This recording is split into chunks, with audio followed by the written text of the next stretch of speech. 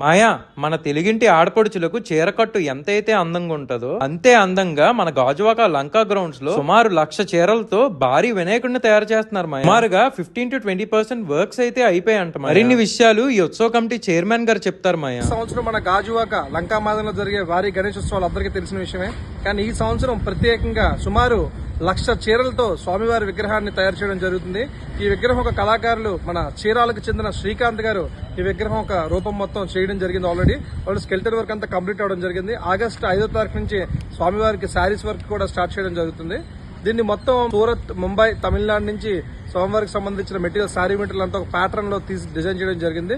ప్రత్యేక ఆకర్షణగా ఈసారి స్వామివారికి లెఫ్ట్ సైడ్ విష్ణుమూర్తిగా, మన రైట్ సైడ్ శ్రీకృష్ణుడు టెంపుల్ ఒకటి ప్రత్యేక ఆకర్షణ ఇవ్వబోతుంది. అదేవిధంగా టాపేషన్ సూరుచి ఫుడ్స్ నుంచి స్వామివారికి భారీ లడ్డు కూడా తీసుకురావడం జరుగుతుంది. భక్తులకి ఈసారి ప్రత్యేక ఆకర్షణగా మనకి స్టాల్స్, ఎగ్జిబిషన్ ఏర్పాట్లన్నీ కూడా ఘనంగా చేయడం జరుగుతుంది.